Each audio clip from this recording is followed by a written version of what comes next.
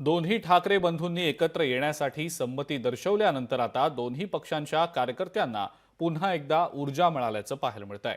मुंबईतल्या गिरगाव परिसरामध्ये जोरदार बॅनरबाजी करण्यात आलेली आहे आणि याचाच आढावा आमचे प्रतिनिधी उमेश करंजकर यांनी घेतला। आपण पाहूया। राज ठाकरे आणि उद्धव ठाकरे हे दोन्ही बंधू एकत्र येणार अशा चर्चा राजकीय वर्तुळात आता सुरू झालेल्या आहेत आणि या चर्चा सुरू झाल्यानंतर मुंबईमध्ये अनेक ठिकाणी जे आहे ते अशा प्रकारची बॅनरबाजी करण्यात आलेली आहे। आता मी गिरगाव या इथे आहे आणि इथे आपण बघू शकतो गिरगावात मोठ्या प्रमाणात मराठी माणूस आहे जो आहे तो वास्तव्यास आहे आणि त्यामुळे या सर्व परिसरामध्ये अशा प्रकारचे बॅनर जे आहेत ते लावण्यात आलेले आहेत।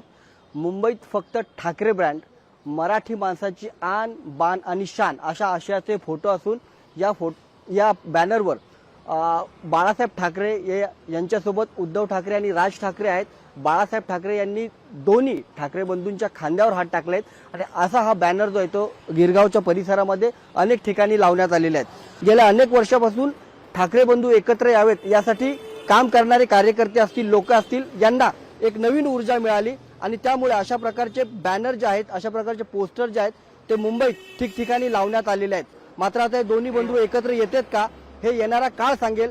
मात्र उद्धव ठाकरे असतील किंवा राज ठाकरे असतील यांनी या युतीसाठी किंवा एकत्र येण्यासाठी जी सहमती दर्शवली किंवा तो पुढाकार घेतलाय त्याने राज्याच्या राजकारणात आता नवीन समीकरण होणार का याबाबतच्या चर्चांना उधाण आलेलं आहे।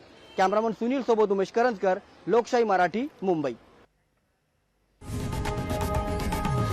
लोकशाही मराठी ऐका, पहा, जागरूक रहा।